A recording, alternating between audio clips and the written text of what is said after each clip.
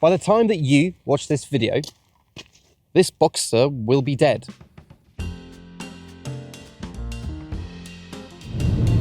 The lifespan of a car is a sad and often complicated topic.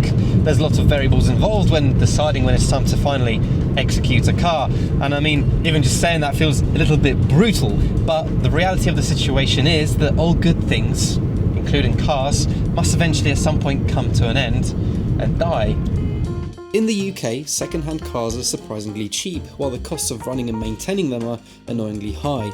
Yesterday's products from luxury German car marques are especially prone to such phenomenons, with repairs often setting owners back the value of the car itself, and then some. Sometimes though, other variables are thrown your way, kind of really forcing you into an ownership pickle with your hands tied behind your back, which is kind of what's happened here.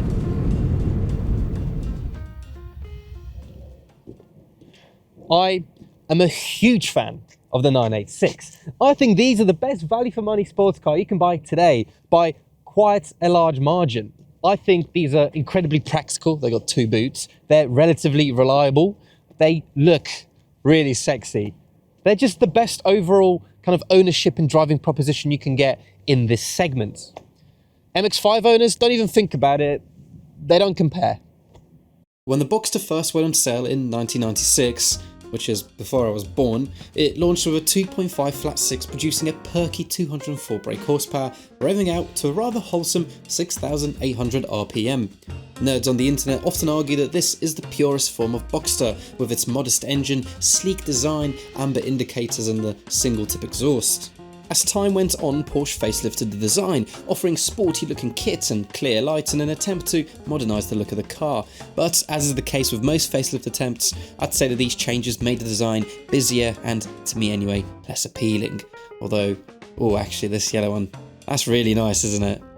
While the other nerds argue that the best Boxster to have is a full fat 3.2 available in the Boxster S. Visually, these are basically the same, but the S came with an extra badge on the boot and now 2 exhaust tips. Most importantly though, these 3.2s came with an upgrade in power. Now they're producing 260 brake horsepower, but there's more.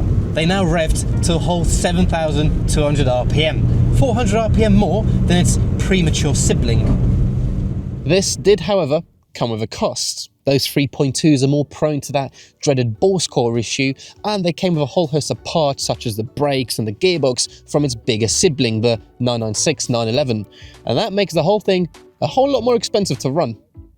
In my opinion, the best Boxster of them all is probably the one we've gathered here to mourn today, this 2.7 manual. The 2.7 is the middle child of the 3 engine options available, and in my opinion, the sweetest of the bunch. Its slightly smaller bore minimises the risk of bore score, and it still revs out to that full 7,200 RPM at a very manageable 228 brake horsepower. I've tried all 3 versions of the Boxster throughout the course of this year, and to me, the 2.7 really has proved itself to offer the most usable real-world performance. You can drive it at near enough 9/10 of what it has to offer without finding yourself doing stupid speeds you shouldn't be doing. While I love the ethos behind the 2.5 as the low-power, high-fun car, I did find it to feel almost asthmatic at times due to its lower redline.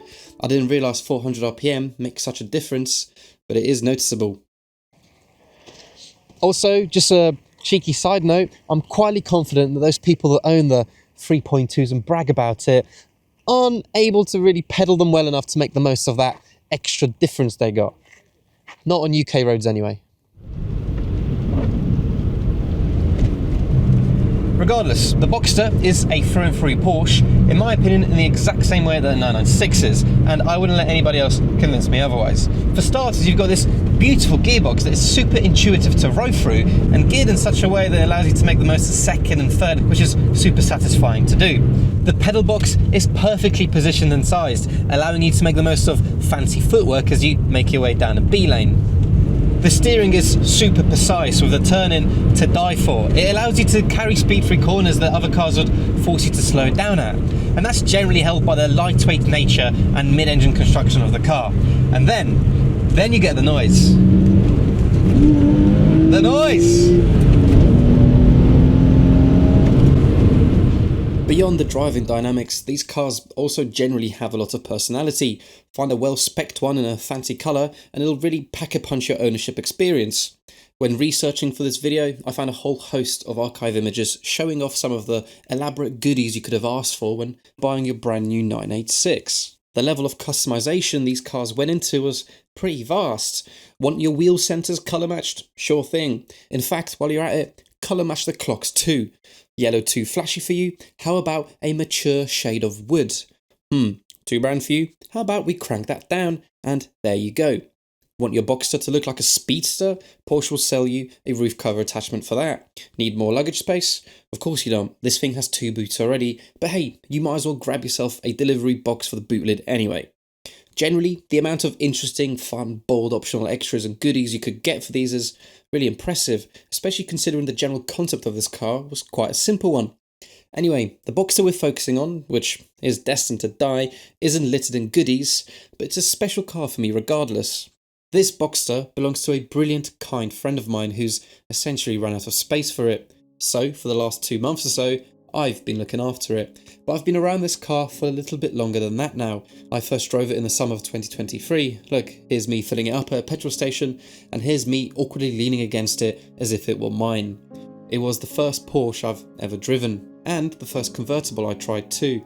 And I can tell you now, it was an exciting and genuinely magical time for me. Long term, I've really been blown away by just how practical this Boxster is.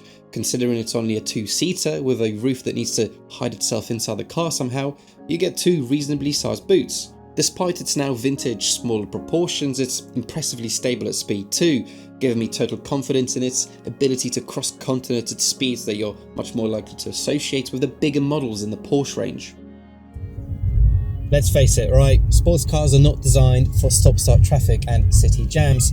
However, I'll happily admit that driving one through central London, especially at night, is a guilty pleasure of mine. And I'm sure I'm not the only one. The early Christmas lights at this time of year really make cars look just that little bit better, especially a sleek, silver, kind of semi-pink Madeiran coloured one, like the one I have here today. In fact, it definitely looks a little bit more expensive and special here, doesn't it? Which brings me on to another thought. It genuinely blows my mind there's people out there who won't be seen dead in a Boxster because of the whole 996 thing. Now, I'm in Mayfair right now, arguably central London's most pretentious and showy-offy area. Do you reckon any of the people around me know the difference between a 996 and a 986? Do you reckon they know that this car costs a third as much? And more importantly, do you reckon any of them actually care? Because I think no, I don't think they do. It's just really weird to think that people will starve themselves of such a brilliant Porsche experience because of simple model snobbery.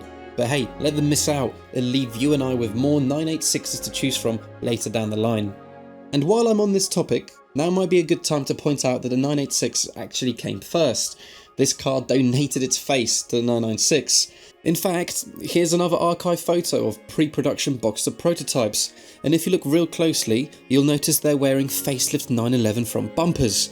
It was the Boxster that did the whole revolutionary noughties design change for the Porsche brand. And from a design nerd's perspective, that gives this car the design icon accolade which it's really received in the last couple of years. Isn't it funny how suddenly everybody likes the look of those fried egg headlights? It makes you wonder what all the fuss was about in the contemporary media at the time. It was this specific Boxster that taught me what that little crest on the bonnet has to offer, and not just as an object to look at and admire, but also as an object to drive, to enjoy the art of hustling down a twisty B-lane in a sporty manner. And in that respect, this car taught me to understand the things that I already knew. And the difference between understanding and knowing is the bit that makes us human. And bridging that gap between theory and practical is arguably the most fun part of being human, of being a driver.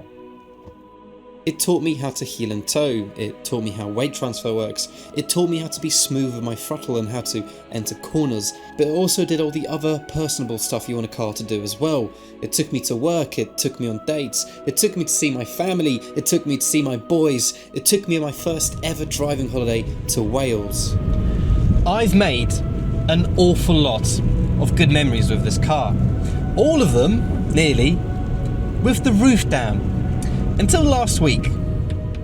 The solenoid in the roof sensor had gone on strike, and now the roof won't go up and down again.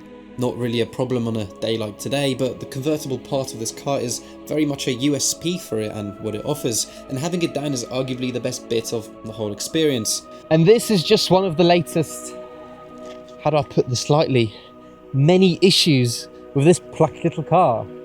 Issues that make it uneconomical to repair. You couldn't write it. As soon as I finished filming the final pieces of the video, the check engine light came on, which kind of adds to my point a little bit, doesn't it? There it is. You can see on the left. No good. We don't want that one. Cars in the UK depreciate quicker than an Android phone, which makes their point of entry relatively obtainable, but their maintenance costs are still quite high anyway. In the case of our Boxster, this leaves its actual owner in a bit of a predicament. You see, the clutch is currently 75% worn, the bumpers are clearly mangled, it's got more dents than a golf ball, and it's on a rather heroic 162,000 miles. Putting everything right on our Protagonist will probably set my friend back about £2,500 on a car worth £3 at a push. It simply makes more financial sense to split it for parts.